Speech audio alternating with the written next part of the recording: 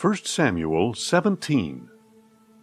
Now the Philistines gathered their forces for war at Socoh in Judah, and they camped between Socoh and Azekah in Ephes Dammim. Saul and the men of Israel assembled and camped in the valley of Elah, arraying themselves for battle against the Philistines. The Philistines stood on one hill, and the Israelites stood on another, with the valley between them.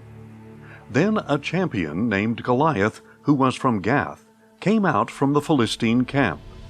He was 6 cubits and a span in height, and he had a bronze helmet on his head. He wore a bronze coat of mail weighing 5,000 shekels, and he had armor of bronze on his legs and a javelin of bronze slung between his shoulders. The shaft of his spear was like a weaver's beam, and its iron point weighed 600 shekels. In addition, his shield-bearer went before him. And Goliath stood and shouted to the ranks of Israel, "Why do you come out and array yourselves for battle? Am I not a Philistine, and are you not servants of Saul? Choose one of your men and have him come down against me. If he is able to fight me and kill me, then we will be your servants. But if I prevail against him and kill him, then you shall be our servants and labor for us." Then the Philistine said, "I defy the ranks of Israel this day. Give me a man to fight." On hearing the words of the Philistine, Saul and all the Israelites were dismayed and greatly afraid. Now David was the son of a man named Jesse, an Ephrathite from Bethlehem of Judah, who had 8 sons in the days of Saul. And Jesse was old and well along in years. The 3 older sons of Jesse had followed Saul into battle. The firstborn was Eliab, the second was Abinadab, and the third was Shammah, and David was the youngest. The 3 oldest had followed Saul, but David went back and forth from Saul to tend his father's sheep in Bethlehem.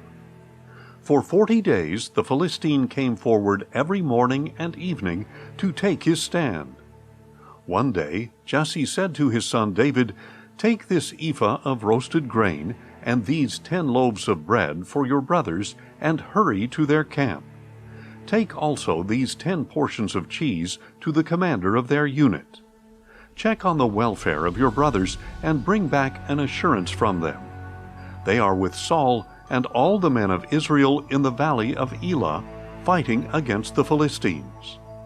So David got up early in the morning, left the flock with a keeper, loaded up, and set out as Jesse had instructed him. He reached the camp as the army was marching out to its position and shouting the battle cry. And Israel and the Philistines arrayed in formation against each other. Then David left his supplies in the care of the quartermaster and ran to the battle line. When he arrived, he asked his brothers how they were doing. And as he was speaking with them, suddenly the champion named Goliath, the Philistine from Gath, came forward from the Philistines and shouted his usual words, which David also heard. When all the men of Israel saw Goliath, they fled from him in great fear.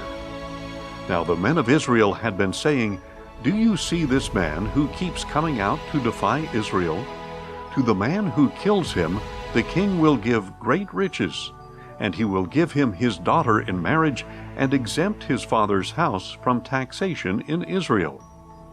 David asked the men who were standing with him, "What will be done for the man who kills this Philistine and removes this disgrace from Israel? Just who is this uncircumcised Philistine that he should defy the armies of the living God?" The people told him about the offer, saying, "That is what will be done for the man who kills him." Now when David's oldest brother Eliab heard him speaking to the men, his anger burned against David. "Why have you come down here?" he asked. "And with whom did you leave those few sheep in the wilderness? I know your pride and wickedness of heart. You have come down to see the battle." "What have I done now?" said David. "Was it not just a question?" Then he turned from him toward another, and asked about the offer. And those people answered him just as the first ones had answered. Now David's words were overheard and reported to Saul, who called for him. And David said to Saul, "Let no man's heart fail on account of this Philistine. Your servant will go and fight him." But Saul replied, "You cannot go out against this Philistine to fight him.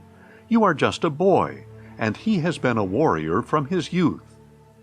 David replied, "Your servant has been tending his father's sheep, and whenever a lion or a bear came and carried off a lamb from the flock, I went after it, struck it down, and delivered the lamb from its mouth. If it reared up against me, I would grab it by its fur, strike it down, and kill it. Your servant has killed lions and bears. This uncircumcised Philistine will be like one of them, for he has defied the armies of the living God." David added, "The Lord, who delivered me from the claws of the lion and the bear, will deliver me from the hand of this Philistine." "Go," said Saul, "and may the Lord be with you." Then Saul clothed David in his own tunic, put a bronze helmet on his head, and dressed him in armor. David strapped his sword over the tunic and tried to walk, but he was not accustomed to them. "I cannot walk in these," David said to Saul. "I am not accustomed to them." So David took them off. And David took his staff in his hand, selected 5 smooth stones from the brook, and put them in the pouch of his shepherd's bag. And with his sling in hand, he approached the Philistine. Now the Philistine came closer and closer to David, with his shield-bearer before him. When the Philistine looked and saw David, he despised him, because he was just a boy, ruddy and handsome. "Am I a dog," he said to David, "that you come at me with sticks?" And the Philistine cursed David by his gods. "Come here," he called to David, "and I will give your flesh to the birds of the air and the beasts of the field." But David said to the Philistine, "You come against me with sword and spear and javelin, but I come against you in the name of the Lord of hosts, the God of the armies of Israel, whom you have defied. This day the Lord will deliver you into my hand. This day I will strike you down, cut off your head, and give the carcasses of the Philistines to the birds of the air and the creatures of the earth. Then the whole world will know that there is a God in Israel, and all those assembled here will know that it is not by sword or spear that the Lord saves. For the battle is the Lord's, and he will give all of you into our hands." As the Philistine started forward to attack him, David ran quickly toward the battle line to meet him. Then David reached into his bag, took out a stone, and slung it, striking the Philistine on the forehead. The stone sank into his forehead, and he fell face down on the ground. Thus David prevailed over the Philistine with a sling and a stone. Without a sword in his hand, he struck down the Philistine and killed him. David ran and stood over him. He grabbed the Philistine's sword and pulled it from its sheath and killed him. And he cut off his head with the sword. When the Philistines saw that their hero was dead, they turned and ran. Then the men of Israel and Judah charged forward with a shout and pursued the Philistines to the entrance of Gath and to the gates of Ekron. And the bodies of the Philistines were strewn along the Shaaraim road to Gath and Ekron. When the Israelites returned from their pursuit of the Philistines, they plundered their camps. David took the head of the Philistine and brought it to Jerusalem, and he put Goliath's weapons in his own tent. As Saul had watched David going out to confront the Philistine, he said to Abner, the commander of the army, "Abner, whose son is this young man?" "As surely as you live, O king," Abner replied, "I do not know." "Find out whose son this young man is," said the king.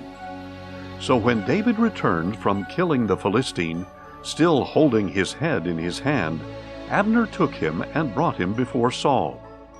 "Whose son are you, young man?" asked Saul. "I am the son of your servant Jesse of Bethlehem," David replied.